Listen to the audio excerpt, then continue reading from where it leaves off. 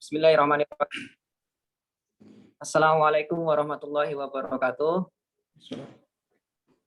Alhamdulillahirrabbilalamin. Wassalatu wassalamu ala rasulillah amma ba'd. Alhamdulillah, semoga jamaah semua yang sudah hadir untuk mengikuti kajian pada malam hari ini selalu senantiasa dirahmati oleh Allah Subhanahu wa taala. Alhamdulillah, pada kesempatan yang berbahagia ini kita masih diberikan kenikmatan untuk menuntut ilmu bersama, dan semoga majelis ilmu ini juga diberkahi oleh Allah Subhanahu wa taala. Amin amin amin. Jazakallahu khairan katsira kepada Ustadz Abu Salma Muhammad yang akan mengisi kajian pada malam hari ini. Dan pada malam hari ini kita akan membahas tentang mempersiapkan anak menghadapi bulan Ramadan. Dan tak lupa dimohon jamaah untuk menaati adab-adab dalam menuntut ilmu. Dan untuk informasi kajian ini diselenggarakan oleh Mojoki Store. Jadi boleh nanti jangan lupa follow Mojoki Store dan Mojo Katalog. Tak perlu berlama-lama lagi, kepada Ustadz Abu Salma, silahkan dipersilahkan Ustadz. Syukran jazakallahu khair. Bismillah, innal hamdalillah nahmaduhu wa nasta'inuhu wa nastaghfiruh wa natubu ilayhi wa na'udzu billahi min shururi anfusina wa min sayyiati a'malina. Man yahdihillahu fahuwal muhtad wa man yudlil falan tajida lahu waliyyan mursyida. Asyhadu an la ilaha illallah wahdahu la syarika lah wa asyhadu anna Muhammadan abduhu wa rasuluh la nabiyya ba'dahu, amma ba'du. Fa inna asdaqal kalami kalamullah wa khairul hadi hadi Muhammadin sallallahu alaihi wa ala alihi wa sallam wa syarrul umuri muhdatsatuha wa kullu muhdatsatin bid'ah wa kullu bid'atin dhalalah wa kullu dhalalatin finnar, amma ba'du. Jamaah sekalian, para ikhwan akhwat, aba dan ummahat rahimani wa rahimakumullah. Alhamdulillah, tidak ada pujian dan sanjungan yang paling sempurna kecuali hanyalah milik Allah dan untuk Allah semata. Di mana kita di malam hari ini diperkenankan untuk bisa hadir. Allah pertemukan kita dalam keadaan sehat wa'afiat insyaallah. Dan juga Allah masih mengkaruniakan kita nikmat yang paling besar, nikmat iman, Islam, ya, yaitu hidayah taufiknya untuk kita semua. Salawat dan salam juga semoga senantiasa terlimpahkan kepada junjungan kita Nabi besar Muhammad alaihi salatu wassalam. Baik jemaah sekalian muliakan Allah Subhanahu wa taala. Di malam hari ini ya, ini juga mohon maaf ya atas keterlambatan ya. Di malam hari ini kita insyaallah akan berbicara tentang mempersiapkan anak ya. Berarti kalau kita bicara mempersiapkan anak, ya berarti kita memprepare hal-hal yang berkaitan dengan anak kita. Dalam rangka apa? Untuk menghadapi Ramadan. Mungkin lebih tepatnya menyambut Ramadan. Ya. Apa yang hendaknya kita sebagai orang tua persiapkan? Apa yang sepatutnya kita sebagai orang tua lakukan agar kita bisa bersama-sama dengan anak-anak kita, ya, kita bisa menyambut tamu yang istimewa ini dengan sebaik-baiknya.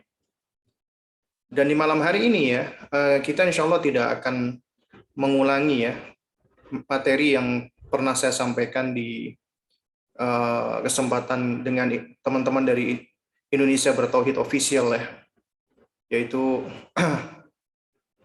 bersama Buah Hati ya, Ramadan bersama Buah Hati. Nah, namun di sini kita akan bicara ada 13 langkah.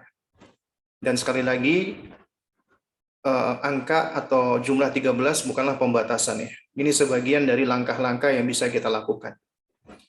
Nah, kira-kira langkah-langkah apa ini yang bisa kita persiapkan nih untuk menyambut Ramadan ya, sehingga kita bisa menghidupkan bulan Ramadan ini dengan sebaik-baiknya. dia tentunya bersama dengan anak kita. Nah, jamaah sekalian yang dimuliakan Allah Subhanahu wa taala, ya. Langkah yang pertama, tentunya ini adalah salah satu dari pondasi pendidikan, ya, salah satu dari qaidatut tarbiyah, yaitu mendidik anak itu nggak bisa lepas dari memberikan contoh, memberikan teladan. Jika kita ingin mempersiapkan anak kita di dalam menyambut Ramadan, maka pertama kali yang harus kita lakukan adalah kita mempersiapkan diri kita terlebih dahulu. Karena apabila kita mampu mempersiapkan diri kita, maka akan lebih mudah biiznillah kita untuk mempersiapkan anak kita. Kalau kita sendiri ternyata ya tidak bisa menjadi contoh di dalam menyambut bulan yang mubarak, yang penuh dengan keberkahan ini, maka tentunya upaya kita ini akan sangat sulit sekali, kalau nggak mau dikatakan mustahil. Karenanya harus diawali dari diri kita. Jadilah teladan yang pertama, memberikan contoh kepada anak-anak Anda di dalam memprepare bulan Ramadan ini. Bagaimana caranya? Di antaranya, jadilah Anda teladan di dalam menunjukkan kegembiraan, al-farah, atas datangnya bulan Ramadan ini. Ya, jadi kita sudah sounding ini dari jauh-jauh bulan. Insya Allah nak 3 bulan lagi kita akan bersua dengan Ramadan. Nak. Supaya mereka tahu, kok Abi Umi ngasih tahu bulan Ramadan dari jauh-jauh bulan, ya. Ini berarti ada yang istimewa ini. Apalagi ketika sudah mendekati bulan Ramadan. Kita tunjukkan kebahagiaan, ekspresikan kebahagiaan. Alhamdulillah nak, insya Allah nanti kurang lebih 1 bulan lagi kita akan bertemu dengan tamu istimewa. Apalagi sekarang tinggal ya hanya beberapa hari lagi. Kita semakin tunjukkan kegembiraan.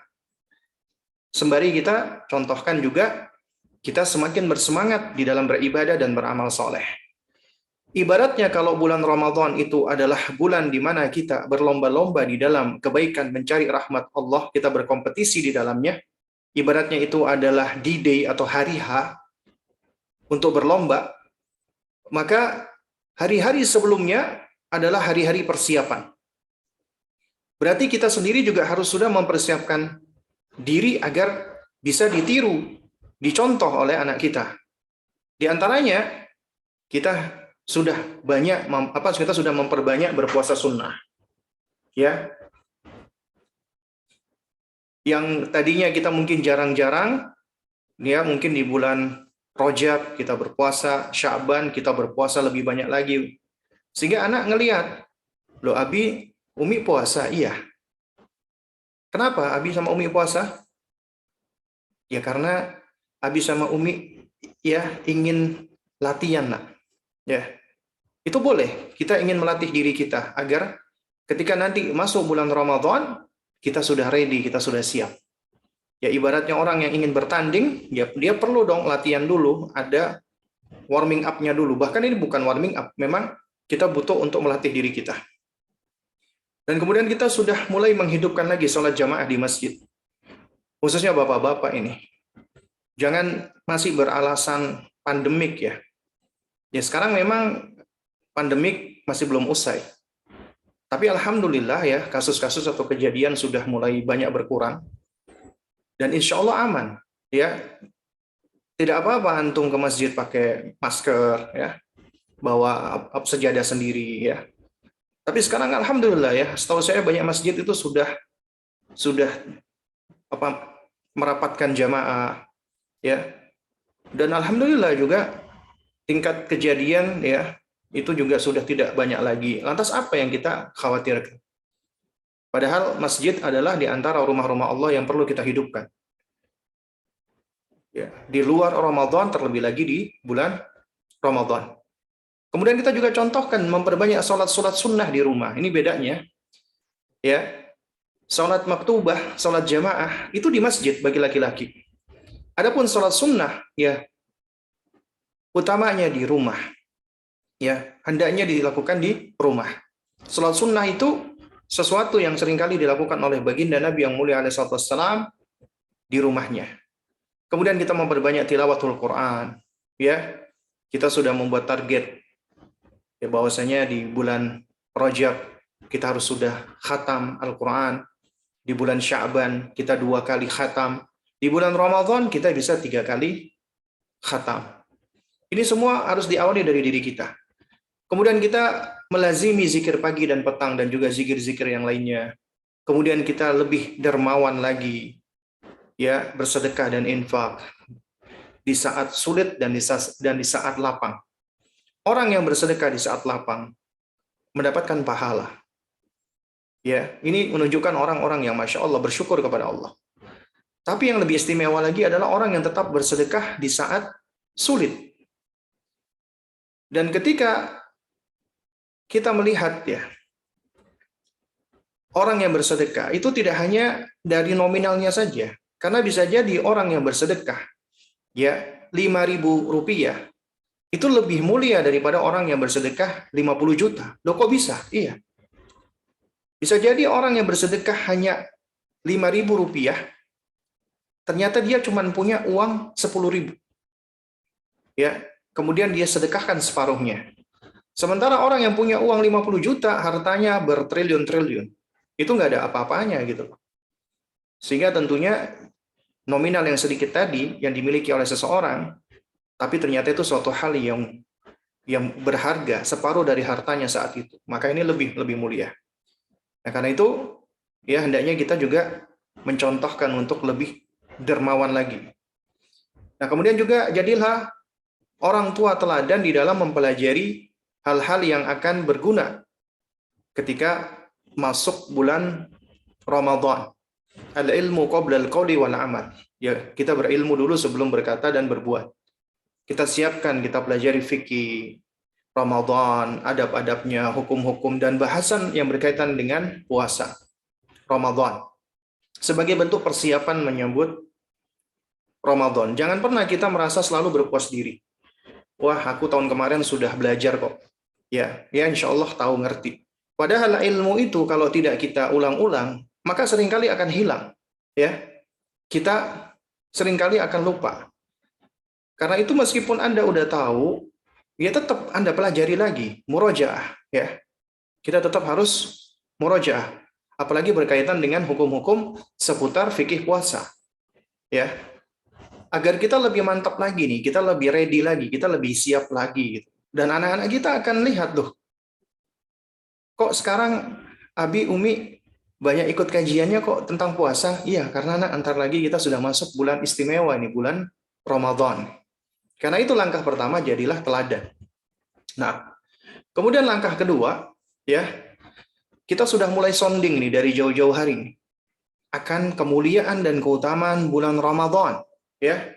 Itu harus sudah kita sampaikan, kita sounding, ya.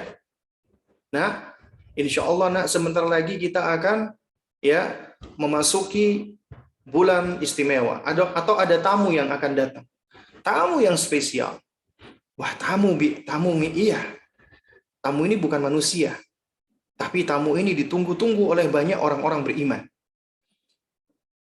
Nah, di antara alasan kenapa tamu ini tamu istimewa adalah karena bulan Ramadan ini adalah bulan diturunkannya Al-Quran.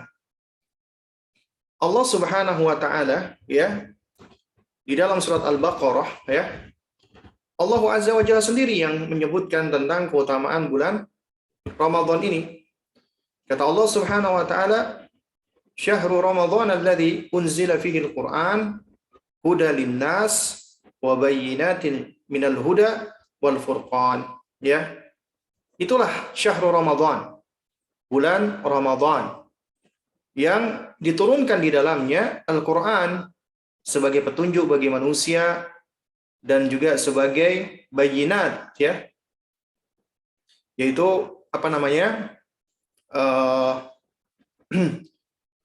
sebagai penjelas, ya, bayinat minal huda, sebagai penjelas dari petunjuk tersebut, wal furqan, dan juga sebagai pembeda, ya, yang membedakan antara yang hak dan batil, ya. Surat Al-Baqarah, ya, 183 atau 184, ya. Nah, ini ayat ini sejatinya menunjukkan, ya, kata para ulama, tentang keutamaan bulan Ramadan karena di dalamnya Al-Quran itu turun, ya. Al-Quran turun di bulan ini, ya. Di diturunkan Al-Quran. Dan juga disebutkan dalam sejumlah riwayat, Jibril alaihissalam juga turun ke Rasulullah SAW dan memurajaahi Al-Quran, ya, agar Al-Quran tetap terjaga. Kemudian kita katakan juga di dalam bulan ini ada suatu malam yang lebih baik daripada 1000 tahun. Nah, kita ajak mereka untuk belajar berlogika nih, ya, sesuai dengan sesuai dengan usia mereka, ya. Nah, jadi kita bisa ajak mereka main-main, mulai dari anak usia dini. Kita ajarkan ya tentang konsep banyak-banyakan dulu, secara konkret, ya. Misalnya gampangnya gelas. Nah, ini berapa gelas? 1 gelas. Ini berapa gelas? 2 gelas. Kemudian kita ambil gelas lagi, ya. Nah, kemudian kita tunjukkan mana yang lebih banyak, nak, 1 gelas atau 2 gelas. Nah, dia akan menunjuk 2 gelas. Berarti dia sudah ngerti tentang konsep-konsep bilangan. Ya, ini diantara cara-cara kita untuk mengajarkan mereka. Nah, dari konsep-konsep sederhana ini, itu kemudian kita ajarkan. Ya, 1000 gelas itu banyak dibandingkan dengan 1 gelas. Ya, kalau perlu kita contohkan nih, kita cari gambar sesuatu yang banyak dibandingkan dengan sesuatu yang satu atau yang sedikit, agar tertangkap di dalam benaknya tentang konsep banyak dan sedikit. Ini adalah konsep yang perlu kita ajarkan ke anak-anak usia dini, dari usia 2 tahunan lah, ya, 3 tahunan kita ajarkan. Nah, sehingga mereka tahu ternyata 1000 itu banyak, meskipun mereka belum mampu menghitungnya, tapi mereka sudah bisa melihat dengan matanya, ya, berkaitan dengan kuantitas yang banyak tersebut. Nah, baru kemudian kita ajarkan pelan-pelan angka 1, angka 2, angka 3, ya, sampai angka, ya, yang bisa mereka pahami, ya, termasuk 1000, ya. Nah, jadi di bulan Ramadan itu ada 1 hari yang lebih baik daripada 1000 tahun. Ini 1 malam dibandingkan dengan 1000 tahun, bukan 1000 hari, 1000 tahun. 1 tahun itu 365 hari, ya, 1 tahun. Kalau ingin berapa harinya, tinggal dikalikan 365, berarti 365.000 hari. Itu angka yang fantastis, dan memang mungkin anak usia dini akan kesulitan ya untuk memahami. Tapi anak-anak kita yang udah usia 7 tahun ke atas, tamyiz, mereka insya Allah akan lebih mudah untuk dipahamkan.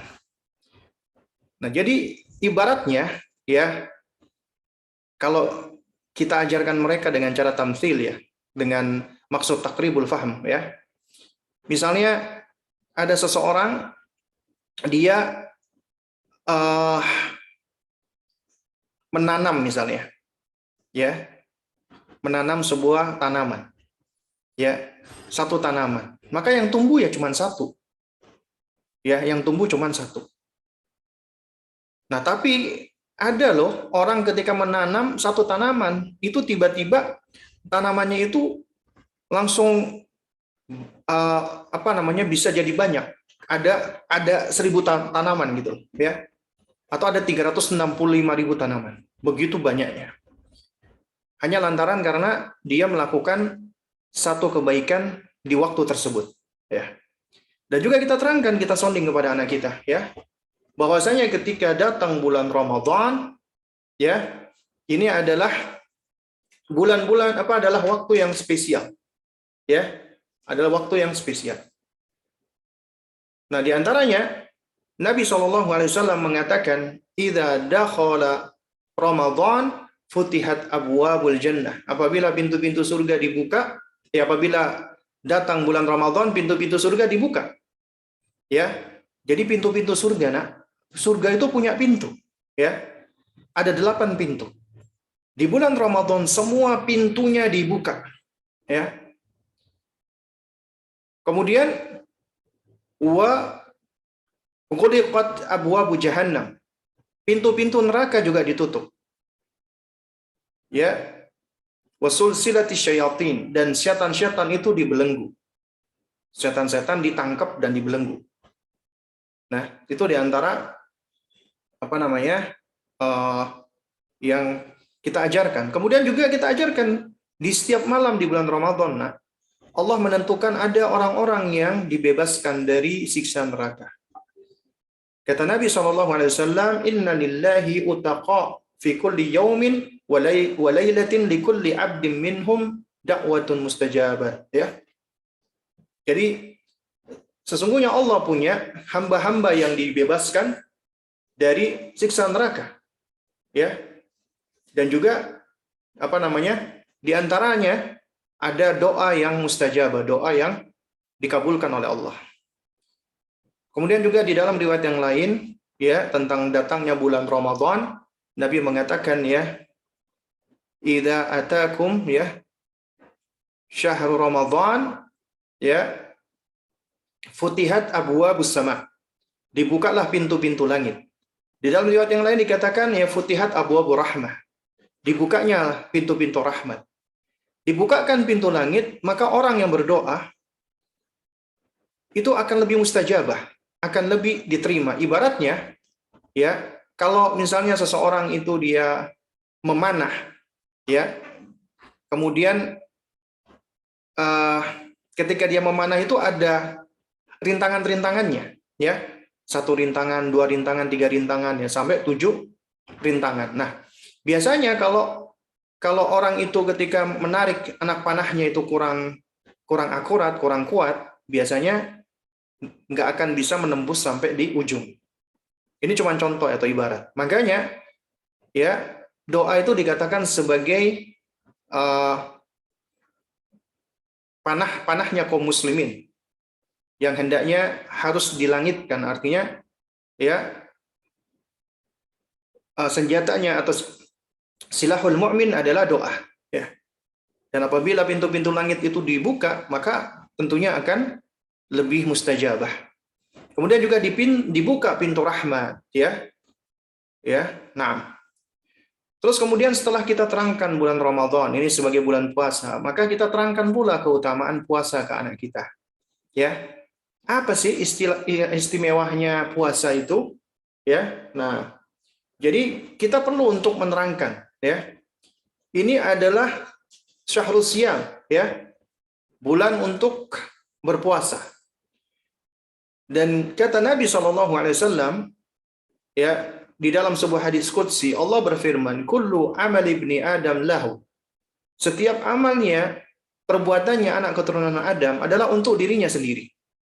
Untuk dirinya. Illa shaum, kecuali puasa. Fa innahu li, karena sesungguhnya puasa itu adalah bagiku, untukku.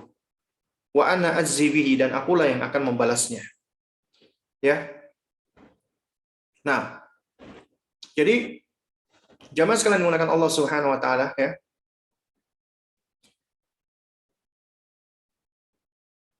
Dari hadis ini puasa itu menunjukkan ibadah yang eksklusif yang akan dibalas khusus langsung oleh Allah Subhanahu wa taala karena Allah menjadikan puasa itu adalah untuk dirinya. Ya. Kaidahnya kan ketika seorang beribadah, ya, maka sejatinya ibadah itu kembali kepada dirinya. Ya, ibadah itu akan kembali kepada hamba. Tapi Allah istimewakan puasa. Karena puasa itu, ya, Allah ingin mengklaim itu miliknya. Ya, wa ana azzi bihi, dan akulah yang akan membalasnya. Lalu kemudian juga, ya, ada balasan, yaitu berupa pintu yang eksklusif untuk para hamba-hamba Allah yang berpuasa yang disebut dengan babu rayyan. Kata Nabi SAW, inna fil jannati baban yuqalu lahu ar-rayyan. Sesungguhnya di surga itu ada sebuah pintu namanya babu rayyan. Yadkhulu minhu sha'imuna yaumal qiyamah. Yang hanya dimasuki oleh orang-orang yang berpuasa di hari kiamat. La yadkhulu minhu ahadun ghairuhum. Dan tidak dimasuki oleh selain orang-orang yang berpuasa. Ya. Nah, kita terangkan ada di surga pintu khusus spesial bagi orang-orang yang berpuasa. Kemudian juga kita terangkan siapa yang berpuasa di bulan Ramadan dengan penuh keimanan dan mengharapkan balasan dari Allah. Jadi kita ajarkan juga keikhlasan. Allah akan ampuni dosanya yang telah lalu. Man shoma ramadhana imanan wa ihtisaban ghufira lahu ma taqaddama min dzambi.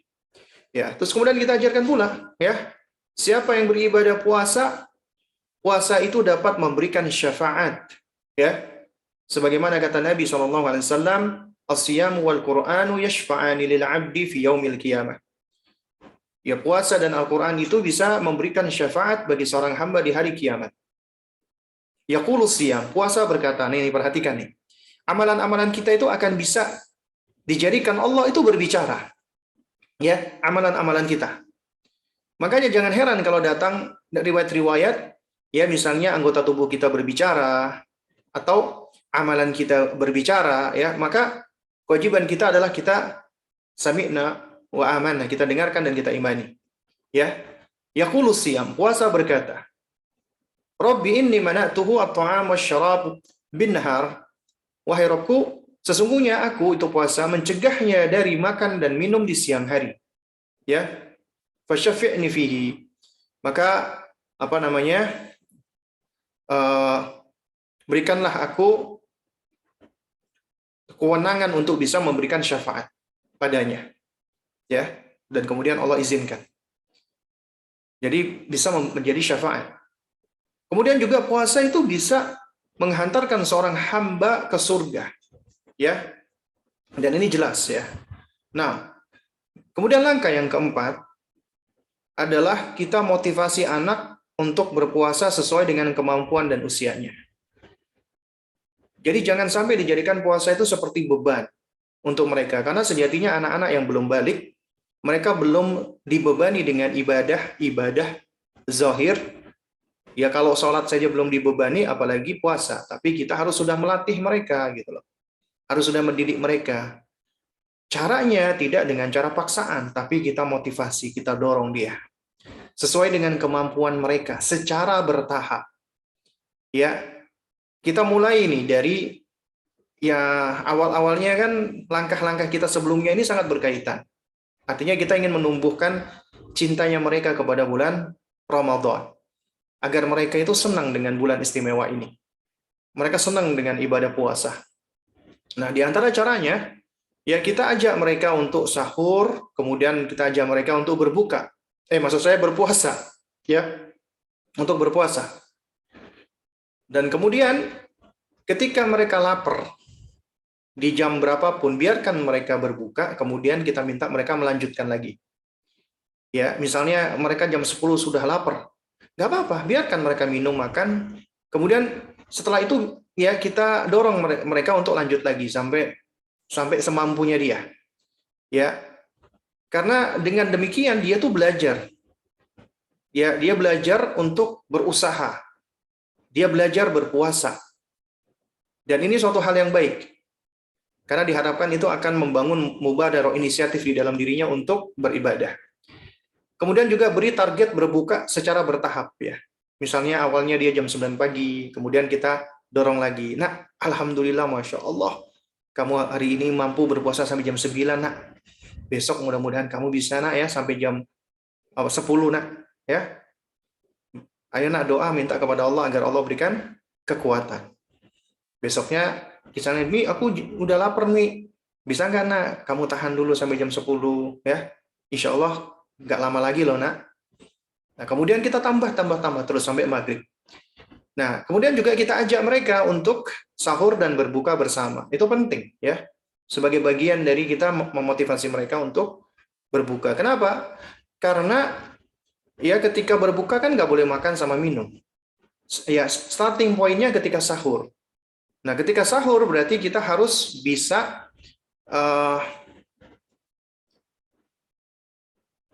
mensupport anak agar anak ini dia juga bisa memilih makanan ya yang tepat, yang nutrisinya cukup baginya untuk berpuasa. Kemudian juga boleh ya kita bikin kartu ya atau buku catatan puasa anak sebagai sarana buat motivasi. Ayo, nak, kita bikin papan yang kita tulis ya. Nah, jadi kita lihat ini itu juga bisa menjadi semacam semacam catatan anak kita. Dia mulai berpuasa itu usia berapa? Misalnya di usia 4 tahun, Masya Allah dia udah puasa 30 hari meskipun apa namanya, dia berbukanya ketika di awal puasa jam 9. Nah, itu kita juga akhirnya punya semacam catatan dia gitu loh. Catatan anak kita. Nah, dan kemudian boleh kita nanti beri apresiasi atau kita beri hadiah. Kemudian ketika mengapresiasi, maka apresiasi upayanya, usahanya, jangan hasilnya. Karena hasil itu bukan berada di tangan kita, tapi di tangan Allah. Kemudian juga kita boleh kasih hadiah ya atas upayanya dia berpuasa. Meskipun kita kasih uang, kita kasih barang, kita kasih mainan, itu boleh. Tapi tentunya dengan pijakan syar'i. Atau misalnya kita ajak dia jalan-jalan. Kamu kalau ya bulan ini kamu bisa berpuasa ya minimal 25 hari, Nak. Abi sama Umi akan ajak kamu misalnya jalan-jalan ke mana gitu ya. Itu boleh ya. Tapi tentunya harus kita berikan pijakan-pijakan yang benar, yang syar'i. Jadi ketika anak itu berhasil, kita kasih hadiah, ya kita jangan pernah lupa untuk senantiasa mengembalikannya kepada Allah. Dengan lafzul jalalah, alhamdulillah ya nak, Allah berikan kamu kekuatan, kamu mampu berpuasa pada bulan ini. Ini nikmat dari Allah. Syukuri ya nak, ucapkan alhamdulillah. Ya. Terus kemudian kita juga sampaikan yang kedua, alhamdulillah nak, Allah berikan Abi rezeki sehingga Abi bisa mengajak kamu jalan-jalan ya sama Umi. Ya sebagai hadiah. Hadiah ini bukan hadiah dari Abi sama Umi, tapi dari Allah. Allah titipkan ya ke Abi sama Umi. Allah yang berikan rezeki. Sehingga hadiah ini sejatinya dari Allah. Jadi gitu. Terus kemudian yang ketiga, ya baru kita sampaikan lagi. Kamu seneng gak nak? Bahagia gak nak? Kamu dapat hadiah. Ya seneng, Bi. Masya Allah. Alhamdulillah. Tapi kamu tahu gak nak? Hadiah kamu di bumi ini, di dunia ini, itu gak ada apa-apanya. Hadiah yang kecil dibandingkan dengan hadiah nanti yang Allah berikan ketika di hari kiamat nanti. Emangnya hadiahnya apa, Bi? Allah yang tahu. Ya, tapi Allah itu maha adil, Allah maha baik. Allah akan berikan kamu hadiah yang istimewa. Bahkan ketika di surga, kamu kepingin apapun, Allah akan berikan.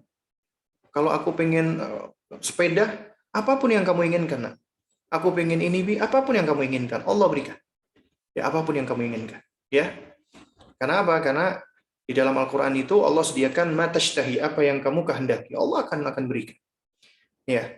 Jadi jawaban-jawaban kita adalah jawaban umum. Jangan kita takyin. Umi, aku dikasih sepeda. Iya, kamu dapat sepeda. Umi, aku nanti dapat bakso. Iya, kamu dapat bakso. Jangan. Karena kalau kita mau mentakyin seperti itu, memang ini kan perkara gaib kan. Itu butuh dalil. Kita cukup jawab secara umum. Matashtahi, apa yang kamu inginkan? Apa aja yang kamu inginkan? Ya. Kenapa? Karena di surga, kenikmatan di dunia ini nggak ada apa-apanya. Mungkin menurut kita atau anak kita, sepeda itu nikmat. Tapi di dunia itu, tapi di surga, kita udah lupa dengan kenikmatan tersebut. Karena jauh lebih baik lagi. Gitu. Nah, kemudian yang kelima adalah menghias rumah untuk menyambut Ramadan. Ini banyak yang ditanyakan. Ya, banyak yang juga tanya ke saya dan juga ada yang japri. Emang Ustadz, nggak bolehkah kita menghias rumah untuk menyambut bulan Ramadan? Misalnya kita pasangi dekorasi-dekorasi berupa lampu-lampu atau semacam semacam tempelan-tempelan, stiker-stiker, gambar bulan, gambar bintang, gambar langit, ya, gambar masjid, ya, itu boleh nggak sih? Dalam rangka untuk menyambut bulan Ramadan dan kita ajak serta anak-anak. Biasanya anak-anak senang, ya. Ya, maka itu hukumnya tidak mengapa, ya. Hukumnya tidak mengapa. Ya. Tidak mengapa menghias dan mempercantik rumah dengan berbagai hiasan dan dekorasi dalam rangka menyambut Ramadan. Ini fatwanya para ulama-ulama kita. Baik dari Islam Web, Islam Qa, dan dinukilkan juga dari Al-Allamah Ibnu Baz rahimahullahu taala. Itu tidak mengapa, karena ini adalah urf, ya, kebiasaan, tradisi yang bukan termasuk bagian dari ibadah, hukum asalnya mubah. Bahkan dengan melakukan hal ini, apabila itu menyenangkan hati, kita senang nih lihat rumah kita, Masya Allah, menjadi bagus, menjadi indah, akhirnya mendapatkan kenyamanan, kemudian menumbuhkan perasaan ya ada suasana-suasana ya yang hadirnya itu hanya di bulan Ramadan gitu ya, seakan-akan bulan Ramadan ini ada aroma-aroma khas yang akan tersimpan di dalam memori kita. Artinya ya kita tahu nih ya, mungkin kita sendiri atau anak-anak kita ya, kita kadang-kadang ketika mencium sesuatu yang khas, kita tuh kayak tiba-tiba ada memori gitu loh. Hah, baunya kayak bau puasaan ya, padahal kita nggak tahu bau puasaan itu apa. Nah, bisa jadi di bulan Ramadan itu ada orang-orang yang membersihkan rumahnya, kemudian masang dupa ya, kemudian atau dikasih pengharum ruangan, atau ibunya masak yang enak-enak. Akhirnya bau itu bau yang terbiasa, tercium, akhirnya tersimpan di dalam memori, sehingga akhirnya dia nganggep ini bau puasa gitu loh, bau bulan Ramadan ya. Nah, jadi itu menjadi suatu kenangan bagi dirinya. Nah, demikian pula memperhias atau mempercantik rumah, nggak apa-apa. Tapi dengan syarat, pertama, ini tidak diyakini sebagai bagian dari ibadah, rentetan dan ritual ibadah. Nganggep, wah kalau kita melakukan ini, insya Allah kita dapat pahala nih. Karena ini tidak pernah diamalkan oleh Nabi SAW dan juga sahabat-sahabatnya. Ya, maksudnya kita tidak tahu ya, tidak dapat riwayatnya. Ya. Nah, tapi ini adalah perkara-perkara yang bersifat bukan ibadah. Anda bersihkan rumah, Anda ngecat rumah, Anda menghias rumah, itu adalah bukan hal-hal ibadah itu. Ya, tapi kalau diiringi dengan keyakinan tertentu, i'tiqad tertentu, maka itu bisa menjadi dianggap ibadah. Sementara kalau nggak ada dalilnya, maka bisa menjadi bid'ah. Ya, bisa menjadi bid'ah. Karena itu jangan kita anggap ini sebagai bagian dari ibadah. Ya, kayak contohnya misal ya, waktu itu ada yang nanya ke saya, Ustadz, ini kan malam nisfu Sya'ban nih, boleh nggak Ustadz saya baca surat Yasin 33 kali? Ya, maka saya jawab waktu itu, Anda mau baca surat Yasin, antum baca, nggak apa-apa. Mau 33 kali kek, mau 66 kali kek, mau 100 kali, nggak apa-apa. Ya, tapi ingat, jangan menganggap angka itu memiliki kekhususan. Pertanyaan aneh adalah kenapa harus 33 kali? Ya, kenapa? Nah, dia bingung. Karena biasanya emang ada orang, nah, sekarang ente kan mau ibadah, baca Quran itu ibadah. Ya. Nah, kalau ente anggap itu baca Yasin 33 kali itu baik di bulan di nisfu Sya'ban, maka pertanyaannya, Nabi kira-kira tahu nggak kalau itu baik? Kalau dikatakan Nabi nggak tahu, wah berarti bahaya nih ente nih. Ente nganggep ente lebih pinter atau orang-orang itu lebih pinter dibandingkan Nabi. Nabi kagak tahu nih, ya. Atau yang kedua, kalau dikatakan Nabi tahu, nah pertanyaan berikutnya adalah, Nabi tahu tuh itu kebaikan. Pertanyaan berikutnya adalah, Nabi sampaikan atau kagak? Kalau dikatakan Nabi sampaikan, mana buktinya? Pasti ada hadisnya dong, pasti tercatat dong. Nggak mungkin ulama-ulama hadis itu dalam hal-hal seperti ini tidak menjumpai. Ya, berarti harus ada buktinya. Nah, ente nggak boleh mengklaim dulu sampai ada buktinya. Mana buktinya? Kalau dikatakan kagak, Nabi kagak menyampaikan misalnya, berarti ente nuduh Nabi menyembunyikan risalah nih. Ya. Nah, jadi dari sini kita bisa tahu nih ya bahwasanya baca Quran itu bebas, baca surat Yasin boleh, mau baca berapa kali pun boleh, tapi jangan diiringi dengan niat-niat tertentu, i'tiqad atas kaifiat atau bilangan apa tertentu. Terus kemudian kenapa kok di nisfu Sya'ban? Ya, ente boleh baca di nisfu Sya'ban atau di nisfu Rajab atau di bulan apapun boleh, ya. Itu ibadah dan insya Allah dapat pahala. Tapi kalau itu udah dikaitkan dengan kaifiyat, dengan waktu, ya, dengan tempat, dengan bilangan, dengan tata cara yang tidak pernah dituntunkan Nabi, maka itu bisa menjadi bid'ah. Makanya orang-orang yang melakukan bid'ah-bid'ah seperti misalnya contoh ya, berzikir dengan bilangan-bilangan tertentu, itu kita bukan mengingkari zikirnya sebenarnya. Tapi kita ingkari tata caranya yang nggak dituntunkan oleh Nabi. Ya bentuknya, bilangannya, atau keyakinan-keyakinan kalau membaca begini ada khasiatnya seperti ini. Karena ini perkara ibadah yang harus kita kembalikan kepada Nabi. Demikian pula menghias rumah, ini adalah perkara non ibadah, ya, hal-hal non ibadah. Ya, sama seperti misalnya antum, ya, antum masak di rumah. Itu sebenarnya bukan urusan ibadah, urusan duniawi kan. Tapi ketika antum hadirkan niat di dalam hati, ya, aku pokoknya setiap Jumat mau masak nasi goreng, jumlah cabenya 3, jumlah bawangnya 7, dan intinya ada aturannya. Itu nggak apa-apa, kalau urusan duniawi boleh-boleh aja. Bahkan itu mungkin resep khusus ya. Tapi kalau misalnya udah diiringi dengan keyakinan nih, ya, karena lebih afdol, ya, lebih berkah, ini baru ditanya, apa dalilnya inti mengatakan lebih afdol sama lebih berkah? Karena untuk menentukan sesuatu itu afdol, berkah, harus ada dalil gitu loh. Nah, oleh karena itu makanya jangan diyakini sebagai bagian dari rentetan ritual ibadah. Boleh, ya, mau menghias rumah. Kemudian yang kedua, tidak menganggap ya salah satu dari dekorasi-dekorasi itu bagian dari syiar Islam, seperti pandangan sebagian orang. Bulan bintang itu adalah simbol dari Islam. Tidak. Ya. Itu nggak benar.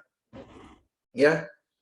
Atau bulan sabit atau ini itu dikatakan sebagai simbol dari Islam. Itu juga nggak benar gitu loh. Ya. Jadi kita nggak boleh menganggap suatu itu sebagai syiar apabila memang tidak ada dalilnya. Tapi kalau memang manusia nganggap, wah ini berarti simbolnya yang sering dipakai oleh kaum muslimin, ya itu suatu hal yang lain gitu loh. Intinya kita boleh pakai dekorasi-dekorasi yang layak ya. Sama seperti misalnya dekorasi gambar ketupat ya, sebagai syiarnya Eid, Lebaran. Itu mah cuma di Indonesia sama di Malaysia. Orang-orang di Arab nggak ada yang tahu ketupat gitu loh. Ya. Sehingga kita jangan mengatakan itu sebagai syiar dari Islam ya. Nah, tapi itu boleh, ternyata tradisi orang-orang sekitar hari raya itu masak ketupat. Ya boleh-boleh saja, mubah. Tapi jangan dianggap ya itu suatu hal yang utama, yang afdol ya. Kemudian yang ketiga, secukupnya saja. Tidak berlebih-lebihan, tidak israf dan tidak tabdzir, tidak buang-buang harta. Hanya gara-gara untuk membeli hiasan-hiasan. Iya, kita cukup beli secukupnya, kita hias boleh, tapi kalau udah berlebihan, kita cari yang mahal, harganya sampai berjuta-juta, itu namanya berlebihan. Kemudian tidak ada unsur-unsur tasyabbuh nih, menyerupai orang-orang kafir. Nah, ini banyak yang melakukan nih. Ya, bahkan sudah masuk di sejumlah negeri-negeri Arab, dan ini sudah diwanti-wanti oleh para ulama. Bulan Ramadan apalagi Aid masuk, beli pohon kurma yang bohong-bohongan tuh. Ya, kemudian dihias pohon kurmanya, dikasih lampu, dikasih ini. Ya, bahkan ada yang sampai turut berdoa meskipun doanya kepada Allah. Ini mirip tradisinya orang-orang Nasrani ketika Christmas, Natal. Ya, pakai pohonnya dihias-hias.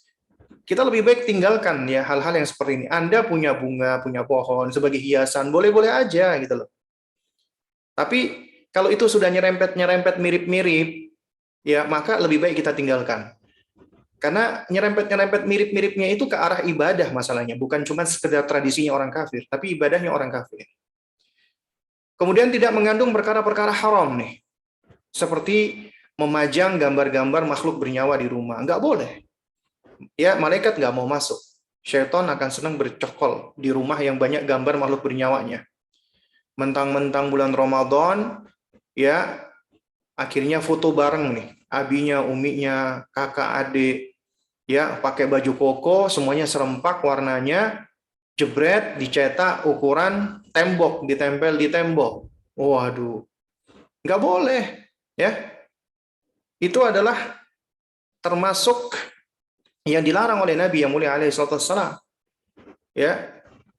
Atau misalnya kita beli kayak ornamen-ornamen tapi bentuk-bentuk gambar makhluk bernyawa. Jadinya kayak patung dong. Atau kita beli CD-CD ya, isinya lagu-lagu Arab yang mengandung musik ya. Karena sekarang orang-orang ini kadang-kadang aneh ya. Ada lagu ya. Jadi saya waktu itu pernah ya ngelihat, saya lupa ya, apa di reel Instagram atau di mana ya, tulisannya ya apa solawat heboh, solawat asik atau apa gitu.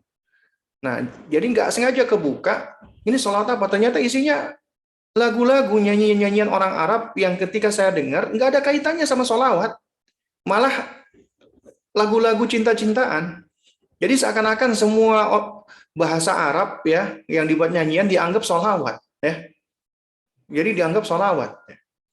Nah ini ya mirisnya ya dari sebagian saudara-saudara kita gitu ya. Malah nyanyian-nyanyian ataupun lagu-lagu yang sampai diputar-putar di masjid itu semua dikatakan solawat, padahal bukan solawat.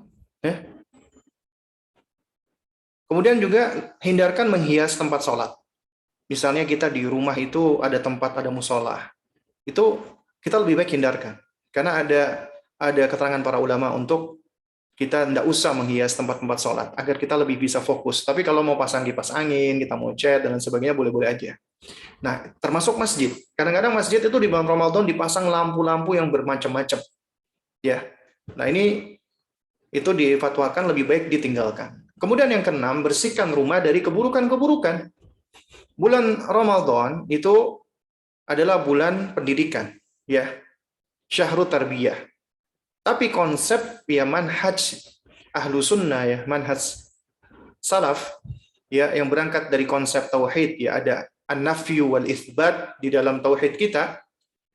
Itu cuma tarbiyah doang itu enggak cukup, harus diiringi dengan tasfiyah. Makanya kaidah di dalam manhaj salaf itu harus ada at-tasfiyatu wa tarbiyatu. Tasfiyah dan tarbiyah. Tasfiyah itu artinya kita bersihkan. Kita sucikan dulu. Setelah kita bersihkan, baru kemudian kita didik. Kita tanam di situ. Ya. Makanya tasfiyah wa tarbiyah itu suatu hal yang niscaya. Nggak bisa cuma tarbiyah doang, tanpa tasfiyah. Ya. Juga nggak bisa antum amar ma'ruf doang tanpa nahi mungkar. Harus berjalan dua-duanya. Ya. Nah, karena betapa sulitnya antum menterbiah anak apabila tidak diiringi dengan tasfiyah. Ibaratnya petani, kalau mau menanam, dia harus menyiangi dulu dong rumput-rumput liar, ada benalu, ada yang lainnya dia cabutin dulu ya. Kemudian dia bersihkan lahannya dari hama-hama dan lain sebagainya. Baru kemudian dia tanami. Ketika sudah bersih, baru ditanam. Agar apa? Agar tanaman yang ditanamnya ini bisa tumbuh dengan baik, tidak terganggu. Itu ibaratnya sama dengan orang yang sedang mendidik. Abu Hamid Al-Ghazali mengibaratkan pendidikan itu sama seperti petani yang sedang menanam tanaman. Karena itu apabila Anda ingin mendidik anak Anda juga harus melakukan tasfiyah, membersihkan ya bi'ah lingkungan kita yang kita sanggupi ya. Dan rumah tentunya kita sanggup, rumah kita sendiri, kita bersihkan dari keburukan. Pajangan-pajangan berupa patung, gambar makhluk bernyawa, copot, apa manfaatnya? Anda masang foto prewed, Anda masang foto anak Anda, bayi Anda, nggak ada manfaatnya, ya. Yang demikian itu, apalagi sampai dipajang, malaikat nggak mau masuk. Kemudian juga jauhkan semua alat-alat dan instrumen-instrumen musik dari rumah. Yang punya piano, yang punya gitar, singkirkan itu semua. Ya. Kemudian juga gawai-gawai gadget, televisi, screen yang ada, itu semua dibatasi. Kalau perlu semua di stop, dihentikan. Kalau memang bisa, ya. Dan pun kalau seandainya punya TV, benar-benar difilter, dipilih yang benar-benar bermanfaat. Karena TV itu apabila kita perhatikan lebih banyak madaratnya, kecuali kalau kita bisa menfilternya baik-baik. Kemudian jauhkan konten-konten negatif yang ada pada gawai. Ya. Nah, juga biasanya bulan Ramadan ini itu ya banyak ibu-ibu sambil masak itu nonton acara-acara yang nggak berguna sama sekali. Lawak-lawak yang nggak berguna. Itu biasanya pas apa? Waktu sahur biasanya. Saya heran. Sama waktu berbuka. Kontennya itu konten paling nggak banget deh pokoknya. Ya. Isinya lawak, ketawa-ketawa, nggak karu-karuan gitu. Itu sadar nggak sadar, itu udah merusak pahala puasa kita gitu. Dengan hal-hal seperti itu ya. Entah itu disengaja ataupun tidak ya. Nah, kemudian juga bersihkan rumah dari kebiasaan-kebiasaan kotor, seperti misalnya ya ada anggota keluarga yang suka ngomong kotor, suka memaki, suka mengumpat, suka riba, itu harus dibersihkan kebiasaan-kebiasaan tersebut ya. Nah, lalu kemudian yang berikutnya, langkah ketujuh adalah bangun rutinitas ya dan bentuk habit anak ya dari semenjak sebelum Ramadan. Ketika mau Ramadan, kita ajak mereka bersepakat. Misalnya kita ajak mulai dari bangun pagi. Ya. Karena ini sebagai bagian untuk memprepare tubuh mereka, fisik mereka. Jadi secara biologis tubuh mereka perlu di-prepare. Dan itu juga untuk membangun habit mereka. Kemudian biasakan anak untuk sholat subuh berjamaah. Ya baik di rumah ataupun di masjid. Laki-laki ya di masjid lah. Kemudian bangun kebiasaan anak untuk mulai zikir pagi, petang, dan zikir-zikir lainnya. Kemudian kita bikin kayak waktu-waktu jadwal untuk menyimak Al-Quran, membaca Al-Quran, menghafal Al-Quran, murojaah, ya sesuai dengan usia mereka, sesuai dengan kemampuan mereka. Kemudian juga kita mengapresiasi dan kasih reward atas usaha-usaha mereka ketika mereka mau bersepakat dan mereka praktekkan. Kemudian fasilitasi mereka dengan permainan-permainan yang bermanfaat, ya, atau buku-buku seputar Ramadan buat anak-anak. Entah itu flashcard atau buku mewarnai, atau sekarang banyak Pak ya. Saya perhatikan model-modelnya banyak. Alhamdulillah ya. Terus kemudian juga perlu dibuat semacam kalender Ramadan atau agenda Ramadan buat anak-anak. Ya, yang mudah dipahami, yang mereka bisa mengisi sendiri ya. Nah, itu hal-hal yang mereka akan tergerak dan semangat karena ini bagian dari membangun habit dan bisa membangun intibat atau kedisiplinan gitu. Kemudian yang kedelapan ya, jadikanlah Ramadan itu hari-harinya menyenangkan dan momen-momennya penuh dengan kenangan-kenangan yang indah. Karena kita tahu Ramadan ini adalah bulan istimewa, bulan yang spesial. Karena itu kita harus melekatkan keistimewaan dan spesialnya bulan Ramadan ini ke dalam hati anak kita. Ya, ke dalam sanubari mereka agar mereka senang, cinta, sayang sama bulan ini. Tapi ketahui, yang namanya kecintaan itu nggak bisa dibentuk dengan cara-cara kasar, kaku, bengis, paksaan-paksaan, ancaman-ancaman, nakut-nakutin, atau yang semisalnya nggak bisa. Tapi kecintaan itu dibangun dengan cara ma'rifah, pengenalan. Karena mahabbah, ya cinta itu ya diawali dengan ma'rifah. Kenal dulu. Anda nggak bisa mencintai Allah sebelum Anda mengenali Allah. Makanya ma'rifatullah itu adalah langkah pertama sebelum kita mencintai Allah. Ya. Nah, oleh karena itu cinta harus dibangun dengan ma'rifah. Pengenalan, terutama pengenalan atas keutamaan dan keistimewaan bulan Ramadan. Nah, juga kecintaan itu dibentuk dengan hal-hal yang menyenangkan, yang fun, yang mereka enjoy, mereka gembira dan senang. Ya, oleh karena itu jadikanlah Ramadan itu ya hari-harinya penuh dengan hal-hal yang menyenangkan.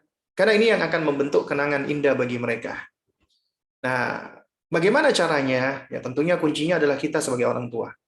Kita harus menjadikan Ramadan ini sebagai bulan untuk melatih diri kita, emosi kita, perasaan kita, agar menjadi orang tua yang tadinya temperamental, yang tadinya emosional, mudah marah. Kita berubah di bulan Ramadan. Kita menjadi lebih penyabar. Kita menjadi lebih baik. Anak-anak akan ngelihat tuh, abiku sekarang udah baik, Masya Allah. Akhirnya dia sadar, oh ini bulan Ramadan, Masya Allah. Bulan ini adalah bulan yang bisa merubah abiku. Padahal itu semua dengan izin Allah. Ya. Kemudian juga bikin program-program yang fun, yang menyenangkan bagi anak. Ya. Sehingga mereka ketika bulan Ramadan datang, itu di dalam benak mereka, memori mereka, ini adalah bulan yang membahagiakan, penuh dengan kenangan. Dan program-program fun itu ya adalah program-program yang sifat asalnya mubah, tapi bisa menjadi baik apabila diiringi dengan konten-konten pendidikan dan konten-konten yang bisa mengarahkan kepada ibadah. Dan jadikan momen di bulan Ramadan itu sebagiannya sebagai momen-momen kebersamaan, terutama di waktu sahur dan berbuka, termasuk di waktu tarawih. Jadikan itu sebagai momen kebersamaan. Ya. Nah, Langkah yang kesembilan, jadikan Ramadan itu bulan pendidikan, pelatihan, dan pembersamaan untuk diri dan anak kita. Ya, di antaranya jadikan Ramadan sebagai bulan pelatihan kita untuk lebih bersabar lagi di dalam menghadapi segala hal, terutama menghadapi dinamika anak-anak kita. Dan ketahui, Ramadan itu bulan yang melatih 3 macam kesabaran. Ya, puasa itu melatih tiga jenis kesabaran. Karena sabar itu kan ada 3, dan semuanya itu ada pada puasa. Pertama adalah sabar di dalam melaksanakan ketaatan dan ibadah. Sabar di dalam melaksanakan puasa, sabar di dalam melaksanakan tilawatul Quran, sabar di dalam melaksanakan sholat taraweh. Itu butuh kesabaran. Di dalam melaksanakan ketaatan butuh kesabaran. Yang kedua, sabar di dalam menjauhi kemaksiatan dan hal-hal yang dapat merusak ibadah. Ya, kita sabar di dalam menahan lapar dan minum. Asalnya lapar dan minum, makan dan minum ini mubah, tapi di bulan Ramadan kita menahan diri dari yang mubah. Maka tentunya menahan diri dari yang haram akan lebih sanggup lagi kita lakukan. Kemudian sabar di dalam menghadapi kesulitan-kesulitan, ujian-ujian dan musibah-musibah yang ada. Ya, kayak misalnya kita tiba-tiba karena kondisi panas kehausan, ya kita harus sabar menghadapi itu semua. Kemudian yang ketiga, jadikan Ramadan sebagai bulan untuk membangun karakter dan perangai yang baik. Khususnya kita orang tua yang dengan kita berupaya untuk memperbaiki diri, maka juga akan mempengaruhi anak-anak kita, karakter mereka. Karena kita adalah cerminan mereka. Anak adalah cerminan kita, ya. Kita adalah kaca bagi mereka. Kemudian yang keempat, jadikan Ramadan sebagai bulan untuk belajar disiplin. Intibat. Karena, ini perhatikan, seorang anak itu lebih menyerap konsep kedisiplinannya itu dari sosok ayah, bukan dari sosok ibu.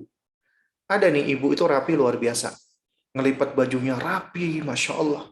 Bahkan kalau ada sandal miring, itu tahu diluruskan. Tapi bapaknya enggak, karu-karuan, kacau. Ya, itu biasanya anak akan lebih dipengaruhi oleh ayah. Biasanya, tapi tidak semuanya. Karena tiap anak itu tipikalnya unik ya. Kemudian yang berikutnya, jadikan Ramadan sebagai bulan untuk menghilangkan kebiasaan-kebiasaan buruk. Yang tadinya suka ngerokok, berhenti. Ngapain merokok? Nggak ada manfaatnya. Yang tadinya suka ketemu sama teman-teman, ya nongkrong, gibain orang, ngomongin orang, bahkan ngomong yang nggak jelas-jelas, ngomongin tentang artis-artis, ngomongin tentang sinetron atau tentang drakor, itu semua nggak ada manfaatnya. Maka itu di bulan Ramadan lebih baik ditinggalkan. Insya Allah setelah Ramadan ya kita bisa move on darinya. Kemudian juga jadikan Ramadan sebagai bulan untuk belajar bareng. Ya, nah apalagi dengan anak-anak kita boleh kasih hadiah ke anak-anak kita. Anak-anak itu senang dikasih hadiah. Anda belikan dia buku-buku tentang Ramadan. Kemudian kita belikan rak kecil yang bisa dijangkau oleh mereka, yang lucu warnanya mereka sukai. Kemudian kita susun rapi. Oh mereka senang. Insya Allah mereka senang. Ya. Dan kemudian juga kita cari waktu-waktu nih untuk baca bersama, untuk berkisah. Ya. Kemudian yang ke-10. Ya, jadikan ya Ramadan itu bulan yang istimewa dan dinanti-nanti. Ya. Di antara cara menjadikan dan menanamkan keistimewaan bulan Ramadan kepada anak sehingga mereka selalu menanti-nanti dan menjadikan Ramadan sebagai spesial adalah di antaranya ajak anak saat buka puasa kita itu momen yang membahagiakan dan dinanti-nanti. Ya. Karena Nabi SAW sendiri ya beliau menerangkan bahwa ya walis-shaimi farhatan ya. Bagi orang yang berpuasa mereka itu memiliki 2 kebahagiaan kata Nabi SAW. Ya. Mereka punya dua kebahagiaan ya. Yang pertama ya idza aftara fariha bi fitrihi. Jika dia berbuka dia bahagia dengan buka puasanya. Siapa sih yang enggak bahagia, enggak menanti-nanti buka puasa, ya kan? Nabi sendiri mengatakan ya, apabila dia berbuka, dia senang dengan bukanya. Karena ketika lapar, makanan apapun jadi nikmat. Ya, air putih pun jadi nikmat. Ya. Dan yang paling utama lagi adalah ya, wa idza laqiya rabbahu fariha bisaumihi. Apabila dia bersua dengan Rabb-nya Allah, maka dia akan bahagia dengan puasanya. Nah, oleh karena itu jadikan momen-momen yang membahagiakan. Diajak misalnya untuk menentukan buka berpuasa, uminya nanya, kakak nanti sore kita bikin apa ya Kak untuk takjil Kak? Kalau masih bingung kita bisa kasih opsi. Apakah kita bikin kolak pisang, ataukah kita bikin kacang hijau, ataukah kita bikin apa? Nah, supaya mereka itu diajak. Serta ini masalah-masalah simpel tapi sangat bermanfaat. Anak belajar untuk mengungkapkan keinginannya, anak belajar untuk mengetahui, ya awalnya tahu dulu keinginannya. Aku kepengen ini nih, itu bagus tuh, ya. Dan anak merasa dihargai, dipercayai. Kemudian juga boleh kita ajak jalan-jalan sore, ya, misalnya sambil sepedaan atau jalan kaki. Yang penting jangan sampai capek ya. Atau naik mobil, kita muter-muter komplek, ya. Kita lihat orang-orang jualan apa nih yang bisa kita jadikan takjil. Kemudian kita beli takjil, ya. Kemudian kita kasih sebagiannya untuk satpam, untuk masjid, ya. Itu insya Allah kita dapat pahala banyak. Kemudian juga kita ajak serta mereka untuk menyiapkan hidangan berbuka. Ini penting nih, supaya ya ada kerjasama dan kebersamaan. Jangan semuanya dihandle sama ibu gitu. Kemudian juga diajak ada acara-acara bukber ya, buka bersama ya, asalkan acara buka bersamanya itu tidak sampai mengabaikan ibadah ya, malah nggak sholat maghrib ya. Ada yang seperti itu ya, buka puasa di mall tapi nggak sholat maghrib, nggak sholat isya, nggak sholat taraweh, cuman makan doang ya. Jangan-jangan juga buka puasanya bukan karena puasa ya. Nasallallahu salaman afiyah. Kemudian ikut sertakan anak-anak di program-program Ramadan ceria misalnya yang menyenangkan dan penuh bermanfaat, baik offline ataupun online. Ajak serta sholat tarawih berjamaah di sejumlah masjid, tapi tetap harus diajarkan adab-adabnya dan boleh berganti-ganti masjid dan hendaknya ayahnya itu mendampingi. Kemudian isi dengan aktivitas bersama yang tidak melelahkan, ya, yang bisa bikin capek, haus, lapar.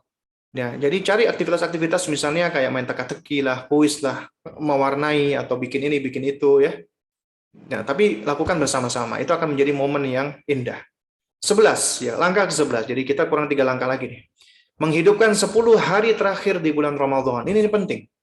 Kita ajarkan, sounding mereka keutamaan dan kemuliaan 10 hari terakhir di bulan Ramadan.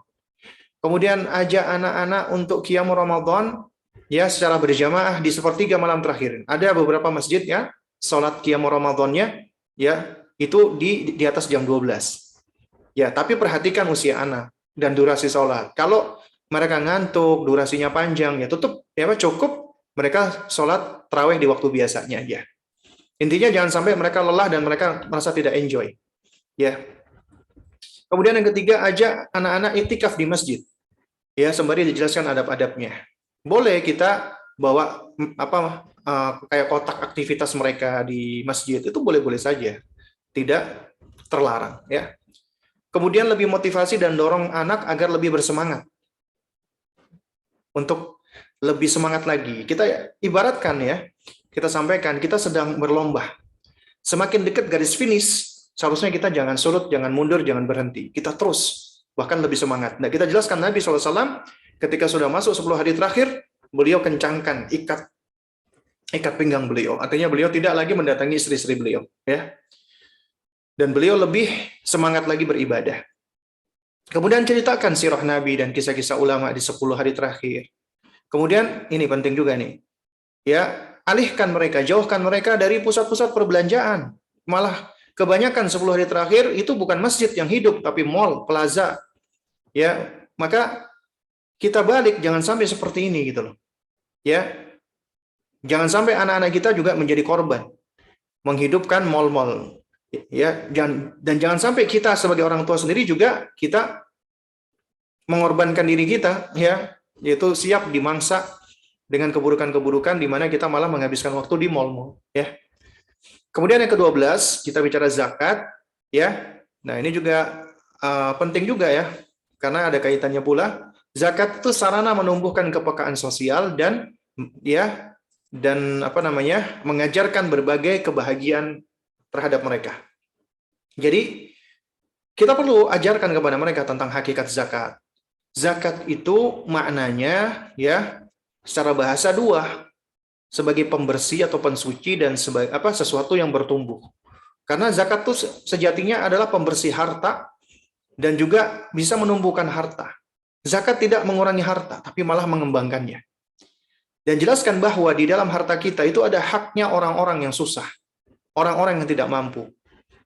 Ya, maka kita wajib untuk mengeluarkan hak tersebut kepada mereka. Dan ajak serta mereka ketika kita lagi bagikan zakat fitrah, zakat mal, atau sedekah, atau fidyah, ya kita ajak mereka agar mereka turut merasakan langsung ketika membagikan kepada fakir miskin dan mereka menyaksikan wajah-wajah bahagia. Ya, karena berbagi itu bahagia, membuat bahagia. Ajarkan anak untuk senantiasa bersyukur kepada Allah atas segala nikmat dan menumbuhkan kepekaan sosialnya di dalam berbagi dan berempati.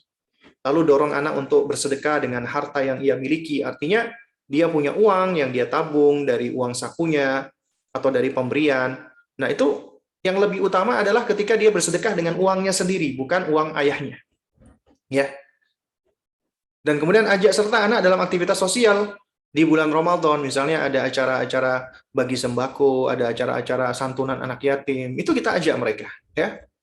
Nah, kemudian yang terakhir, ya, yaitu ceria dan sukacita di hari raya.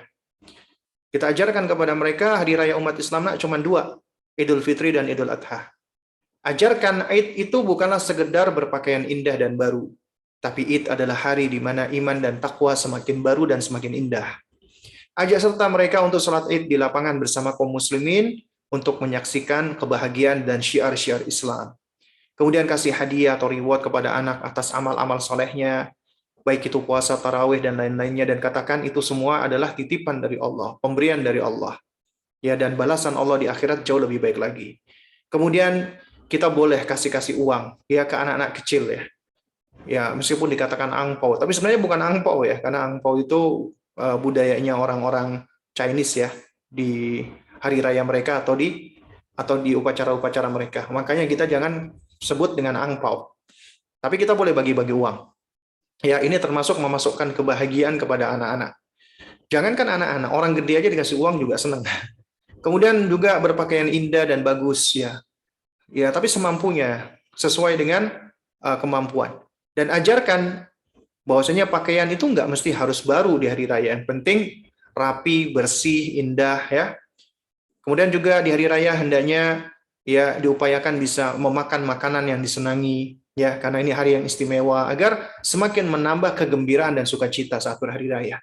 Bahkan di antara alat musik yang dibolehkan itu adalah alat musik duf atau rebana, itu ketika ditabuh di saat Id ya, Idul Fitri atau Idul Adha. Kemudian juga ajak serta bersilaturahim ke kerabat dan juga ke keluarga. Nah, ya wallahu taala alam bisawab ya. Bagi teman-teman yang ingin lengkap ya, bisa diunduh di buku Indahnya Ramadan bersama Buah Hati. Itu ada di linknya di sini. Nanti ini insya Allah slide-nya dalam format PDF juga nanti bisa dibagikan oleh teman-teman panitia ya. Nah, jadi alhamdulillah ya. Alhamdulillahilladzi bi ni'matihi tatimmus shalihat. Mudah-mudahan yang sedikit ini bisa memberikan manfaat. Dan ini juga sudah pukul 21.20 ya. Jadi insya Allah kita cukupkan sampai di sini. Barakallahu fikum jami'an. Ya, nah, berikutnya saya serahkan kembali kepada panitia atau pembawa acara kita. Nah, Ustaz, Masya Allah, ilmu yang sangat banyak sekali. Jazakallahu khairan Ustaz Abu Salma, karena telah menyampaikan ilmu yang sangat bermanfaat pada malam hari ini, yaitu mempersiapkan dari poin yang sudah disampaikan tadi, Masya Allah ya. Tadi disampaikan bahwa jadikan Ramadan ini sebagai bulan untuk membentuk karakter dan perangai yang baik, karena ketika kita membentuk karakter dan perangai tadi yang baik, itu dengannya akan mencontoh, anak akan mencontoh karakter itu. Jadi itu yang mungkin kita juga tandai juga, kita sebagai orang tua di bulan Ramadan ini, semoga kita semua menjadi karakter yang semakin baik. Baik, adakah dari jamaah yang mungkin akan bertanya? Boleh di raise hand dan atau lewat chat. Baik, dari Ummu Hafiz.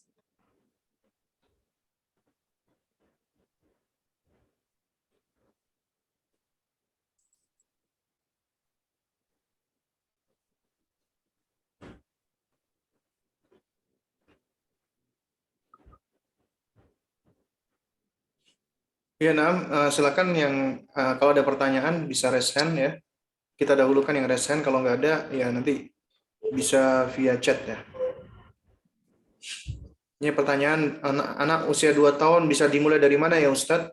Ini sebenarnya sudah saya bahas ya di pertemuan beberapa waktu yang lalu ya dengan teman-teman dari Indonesia Bertauhid Official. Detailnya nanti bisa dilihat di video, dicari di YouTube ya. Intinya anak-anak 2 tahun itu ya belum diperintahkan untuk berpuasa ya.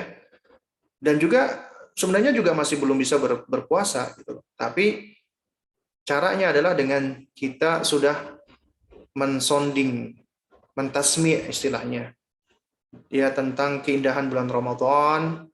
Kemudian kita ajak mereka di momen-momen bersama ketika sahur, ya, ketika berbuka, kita ajak dia, ya. Terus kemudian juga intinya kita tunjukkan ya anak kita yang usia 2 tahun itu ya kebahagiaan-kebahagiaan, keindahan-keindahan yang ada di bulan yang istimewa ini. Nah, wallahu a'lam bishawab. Kemudian ini ada pertanyaan lagi nih dari Ukhtuna Amirah. Anak saya laki-laki 11 tahun, perempuan 10 tahun. Apa boleh memberi reward di bulan Ramadan kalau mereka tiap kali bisa ngaji 1 juz dikasih hadiah, misalnya uang 10.000 setiap harinya dikumpulkan selama 30 hari nantinya. Nah, sebenarnya kita ketika memberi hadiah kepada anak-anak dalam bentuk materi ya, dalam bentuk hadiah duniawi kepada anak-anak itu boleh. Ya, terutama anak usia dini. Kenapa? Karena di anak usia dini itu mereka belum mampu memahami konsepsi abstrak secara lebih bagus ya. Ya, tapi ketika anak sudah beranjak di usia 10 tahun, itu sebenarnya mereka sudah mampu untuk memahami konsepsi abstrak. Artinya, di usia 10 tahun seharusnya kita sudah tidak lagi perlu untuk memperbanyak memberikan hadiah-hadiah dalam bentuk berupa materi, apalagi uang. Ya, karena dikhawatirkan ini dapat mengarahkan anak yang tadinya seharusnya beribadah karena Allah, tapi malah beribadah untuk uang, supaya dapat uang, baca Quran untuk dapat uang. Ini yang dikhawatirkan seperti itu. Tapi di usia-usia sebelumnya, di bawah 7 tahun, itu boleh-boleh aja. Ya. Nah, jadi yang perlu kita perhatikan di sini ya, kita lihat ini situasi, kita lihat kondisi anak kita. Kalau uang itu sebagai hadiah, ya cuman sebagai sebagai pendorong ya, pendorong yang tidak utama ya, artinya tabi. Tapi utamanya adalah kita ya ajarkan kepada anak kita tentang pahala dari Allah, balasan dari Allah ya. Maka kita boleh. Dan ingat, memberikan hadiah dengan materi itu tidak terus-terusan ya. Karenanya itu dinasihatkan oleh para ulama-ulama yang bergerak di dalam bidang pendidikan, memberikan hadiah dalam bentuk materi itu adalah cukup di usia dininya saja.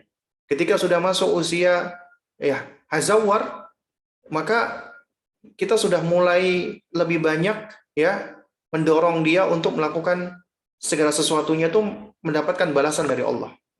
Ya, itu dimulai dari usia 7 tahun. Usia kita membangun roja, mengharap balasan-balasan dari Allah. Adapun usia 10 tahun, kita sudah boleh nih masuk ke usia di usia itu kita sudah boleh untuk membentuk atau membangun al-khauf, rasa takut anak kepada Allah. Dengan kita sudah mulai takut-takuti, kita sudah berikan ancaman-ancaman, kita ceritakan tentang siksa neraka, kita jelaskan tentang ya azab Allah yang pedih. Nah, itu sudah boleh di usia 10 tahun ini, ya. Tapi di usia dini itu hendaknya tidak kita lakukan. Tapi kita fokus menunjukkan tentang kebaikan-kebaikan Allah Azza wa Jalla, ya. Nah, jadi kalau anak udah usia 10 tahun, 11 tahun, maka hindarkan memberikan hadiah-hadiah dalam bentuk materi apalagi uang, ya. Kecuali kalau kita tetap bisa memberikan pijakan-pijakan dan landasan kepada mereka Dan kemudian setelah itu kita sudah tidak perlu lagi melakukan hal-hal seperti itu gitu. Maksudnya kalau kamu baca 1 juz dapat uang 10.000 ya. Ini sebenarnya hadiah-hadiah yang model-model begini itu lebih tepat diterapkan untuk anak-anak usia dini ya. Di antara alasannya seperti ini ya. Ini juga perlu untuk saya sampaikan sebagai penekanan. Anak usia dini itu kan kemampuan tamyiznya, kemampuan untuk memilah-milah ya, dan kemampuan memahami sesuatu termasuk perkataan itu masih belum optimal, masih belum sempurna. Ya. Jadi mereka itu sedang belajar dengan cara mendengar dan melihat. Ya, mereka itu menjadi observer, ya, pengamat. Dan mereka belajar respon, ya, dan kemudian bagaimana meresponnya. Nah, anak-anak di usia ini memang mereka belum ngerti tentang konsep sesuatu yang belum bisa mereka yang tidak mereka tangkap secara indrawi ya, secara hissi ya. Artinya tidak bisa mereka lihat langsung. Contoh misalnya, Anda menceritakan, nah, ya, kamu kalau berbuat baik, Allah akan sediakan kamu surga. Surga itu indah loh, nak. Anak ini konsepsi indah di dalam benaknya itu abstrak. Dia nggak tahu indah itu seperti apa gitu loh. Ya. Nah, tugas kita sebagai orang tua adalah kita harus sudah membangun konsep-konsep pemahaman mereka agar mereka bisa menangkap skema-skema ya dari suatu kata, akhirnya mereka ngerti. Ya, akhirnya ketika disebutkan hal-hal yang abstrak, akhirnya mereka akan bisa lebih paham. Contohnya begini, kita lihat secara perkembangan bahasa. Anak ketika usia masih belum bisa ngomong ya, tapi mereka sudah tahu anggota tubuhnya. Ketika kita tanya ya di anak kita yang masih bayi ya, mata mana mata, dia tunjukkan matanya. Alis mana alis, dia tahu itu alisnya ya. Jadi dia sudah tahu anggota tubuhnya ya. Karena dia udah tahu, oh ini mataku. Kemudian kita tanya ya, matanya Umi mana matanya Umi, dia tahu, dia bisa nunjuk, berarti dia udah ngerti. Oh itu mata, bentuknya seperti itu gitu loh. Ya. Jadi itu sudah terbentuk dari apa yang dia saksikan. Kemudian baru dia bisa ngomong ya. Berikutnya dia belajar bicara. Ini mata, ini pipi, ini hidung, dia udah ngerti. Ya. Nah, tapi pengetahuan dia berangkat dari apa yang dia saksikan. Nah, setelah itu ya, semakin beranjak usianya, Anda ketika berbicara dengan dia, Anda sebutkan mata kucing misalnya, ya, itu sebenarnya dia sudah punya skema, dia nggak perlu lagi ngelihat langsung. Kenapa? Karena sudah ada di dalam benaknya, dia sudah ngerti mata itu maknanya seperti itu gitu. Nah juga demikian, misalnya Anda sebutkan surga itu indah, ya, Anda perlu ajak anak-anak ke tempat-tempat yang bagus, yang indah. Nah, kemudian kita tunjukkan, Masya Allah, nak, indah banget ya, nak. Taman ini, pantai ini, gunung ini indah. Dia tahu, akhirnya dia bisa memahami ya kata indah dengan skema yang dia tangkap dengan indranya. Oh, ini loh indah, gitu loh. Meskipun indahnya pantai, indahnya gunung, indahnya hutan, indahnya taman, itu beda-beda, tapi semuanya itu indah. Dia ngerti tentang konsepsi indah, ya. Nah, oleh karena itu ketika di tingkatan berikutnya, ketika kita katakan surga itu indah, ya indahnya itu sangat indah. Nah, jadi kita udah nggak perlu lagi untuk menunjukkan indah itu seperti apa gitu, karena dia sudah ngerti. Ya, ini adalah kemampuan yang sudah Allah berikan. Nah, oleh karena itu, ketika kita memberikan hadiah-hadiah real ya, nyata kepada anak-anak kita di usia dini, misalnya kita kasih makanan, kita kasih coklat, kita kasih mainan, ya, jadi mereka tahu. Ternyata kalau aku habis berbuat sesuatu, aku mendapatkan sesuatu. Ya, aku mendapatkan hadiah. Akhirnya dia tahu konsep hadiah. Ternyata mendapatkan hadiah itu menyenangkan. Ternyata kata umiku, hadiah ini adalah hadiah dari Allah. Allah itu maha baik ya ternyata. Dan Allah memberikan aku hadiah ya dengan cara memberikan rezeki kepada abiku, kepada umiku, karena aku berpuasa, karena aku beribadah. Dan kata umiku, ternyata balasan Allah di akhirat, di surga, jauh lebih baik lagi. Jauh lebih indah lagi. Gitu. Akhirnya dia nangkep, dan seharusnya usia 10 tahun, seharusnya ya mereka tuh sudah ngerti tentang konsep-konsep abstrak seperti ini. Ya seharusnya. Tapi ternyata memang karena tingkat pendidikan kita ya khususnya dalam masalah diniyah yang kurang, Jangankan anak-anak yang belum balik, yang sudah balik atau udah dewasa saja, ya itu juga konsepsi yang seperti ini juga banyak yang diabaikan dan dilalaikan karena itu sesuatu yang gaib, yang abstrak, yang nggak tampak. Ini bisa kita saksikan nih. Anda bagi-bagi minyak goreng, bukan bagi-bagi deh, diskon 50%. Ya, suruh mereka beli. Antri bisa-bisa, 1 kilo itu antri. Hanya untuk mendapatkan minyak diskon 50%. Kenapa? Karena real. Tapi ketika Anda sampaikan, siapa yang sholat sunnah fajar 2 rakaat, ya sebelum sholat subuh 2 rakaat, itu lebih baik daripada dunia dan seisinya. Atau siapa yang ya sholat rakaat 2 rakaat setelah dia duduk ya sampai matahari terbit setelah dia sholat subuh berjamaah, maka dia mendapatkan pahala haji umroh, ya haji dan umroh taman kata Nabi, sempurna. Itu kan abstrak gitu, nggak bisa langsung disaksikan, banyak diabaikan dan banyak dilupakan.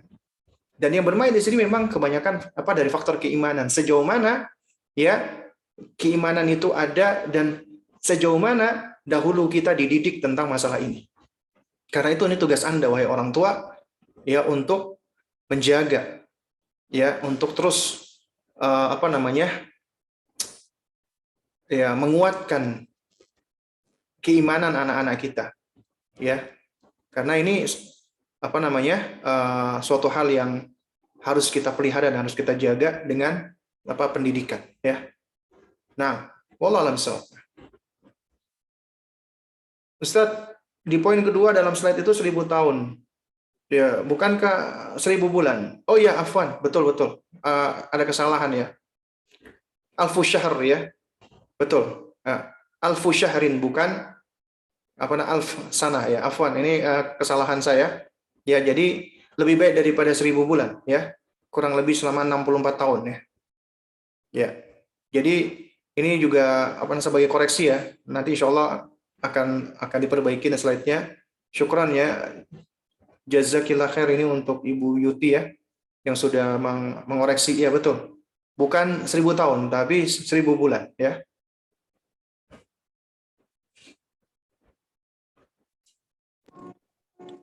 Nah, Ustaz, boleh satu pertanyaan lagi karena Ya. mengingat waktu yang sudah mulai larut. Ya. Tafadhal.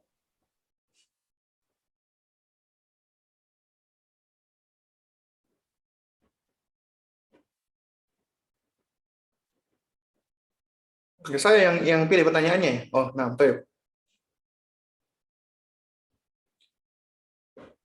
Nah, Ustaz, boleh dari yang bertanya di awal, dan untuk jamaah yang menanyakan setelah ini, mohon maaf karena mungkin belum bisa menjawab pertanyaannya. Jadi bisa nanti simak terus dan follow terus updatean di akun Instagram Mojo Kistor ya. Jadi pertanyaan terakhir mungkin saya bacakan. Bismillahirrahmanirrahim. Assalamualaikum warahmatullahi wabarakatuh. Dari Umu Delva. Semoga Allah kasih keberkahan untuk Ustadz. Amin. Saya mau bertanya, bagaimana cara kita mengajak anak agar selalu istiqomah dalam berbuat baik, dan bagaimana menjauhkan hal jelek dari anak kita seperti tasbiyah tadi, karena masih suka musik dan lain-lain, dan rumah pun berdampingan. Syukron, jazakallahu khair. Wa jazakallahu khair. Baik, ya wa jazakallahu khair wa iyaha asailah ya.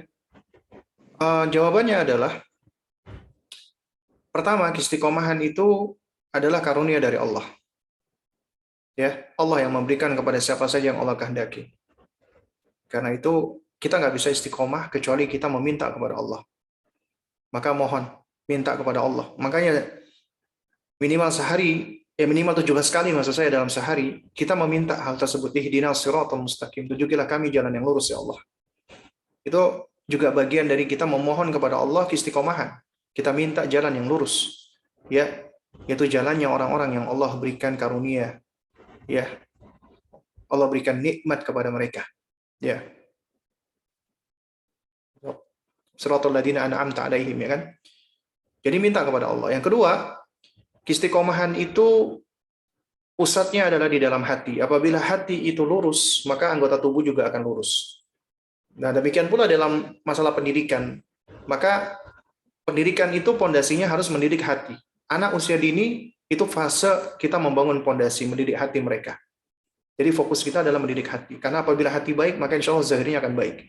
Kalau terlewatkan, berarti ya kita harus terus ya berusaha. Tetap kita ulangi lagi untuk terus mendidik hatinya. Ya. Dan mendidik hati ini ya tentunya dengan cara-cara yang hikmah, dengan cara-cara yang baik. Karena hati itu akan cenderung senang dengan segala sesuatu yang lemah lembut, ya. Tidak dengan cara yang kasar dan keras, ya. Juga senang dengan hal-hal yang baik, yang indah, ya. Jadi harus dengan cara-cara yang baik. Nah, kemudian yang ketiga, ya, harus dicontohkan. Bagaimana bisa anak istiqomah kalau orang tuanya ternyata juga tidak istiqomah? Harus diberikan qudwah, diberikan teladan. Ya. Kemudian yang keempat, ya kita menerapkan kaidah-kaidah pendidikan, diantaranya dengan at-targhib wa tarhib, dengan memberikan motivasi-motivasi, dorongan-dorongan, berikan reward, apresiasi. Kemudian di sisi lain juga kita perlu memberikan ancaman-ancaman agar mereka merasa takut ketika berbuat salah, ya. Nah, ini diantara kaidah-kaidah pendidikan. Kemudian yang berikutnya lagi juga kita bisa juga mendampingi anak-anak kita itu ya seperti sahabat. Apalagi kalau anak-anak kita sudah usianya udah di atas 14 tahun, ya. Maka pendekatan kita tidak lagi seperti pendekatan kepada anak-anak. Jadi seperti sahabat. Dan ingat as-sahibu sahib, sahabat itu penyeret. Karenanya Anda harus bisa bersahabat yang bisa menyeret anak Anda kepada kebaikan. Bukan sebaliknya. Dan Anda harus bisa berempati. Artinya sebagaimana Anda ingin diperlakukan, maka Anda perlakukan anak Anda seperti Anda diperlakukan ketika Anda sedang bersahabat. Ya. Nah, terus kemudian yang berikutnya lagi adalah berdoa kepada Allah, ya. Mohon hidayah kepada Allah. Berdoa agar Allah memberikan kepada kita ats-tsabat wal istiqamah. Ya, Nabi SAW sendiri beliau mengajarkan kepada kita dan beliau praktekkan, padahal beliau udah dijamin surga. Ya muqallibal qulub, tsabbit qalbi ala dinik, ya. Wahai yang membolak-balikkan hati, teguhkan hati kami di atas agama. Dan kita doakan pula anak kita, karena doanya orang tua insya Allah mustajabah, asalkan kita berdoa dengan ikhlas, dan kita berdoa dengan tetap ya berusaha untuk memenuhi faktor-faktor diijabahinya doa. Di antaranya adalah tidak dengan mengkonsumsi hal-hal yang haram, artinya kita tidak makan riba, kita juga tidak melanggar haknya orang lain, karena itu bisa menjadi hal-hal yang mencegah doa kita itu dikabulkan oleh Allah. Dan kemudian juga kita tidak tergesa-gesa, kepingin cepat. Kalau udah minta kepada Allah, kita pengen segera dipenuhi oleh Allah. Tapi ketika Allah manggil kita, ya, melalui muadzinnya agar kita ibadah, kita tunda-tunda. Ya, itulah manusia. Nah, wallahu taala alam bisawab. Mungkin ini yang dapat saya sampaikan yang mudah-mudahan bisa memberikan manfaat. Kurang lebihnya saya mohon maaf apabila ada hal-hal yang kurang berkenan. Yang benar datangnya dari Allah, yang batil datangnya dari diri saya pribadi. Ya, untuk penutup saya serahkan kembali kepada moderator atau pembawa acara kita. Nah, barakallahu fikum jami'an. Masya Allah, tadi ilmu jazakallahu khairan atas ilmu yang diberikan oleh Ustadz Abu Salma. Jadi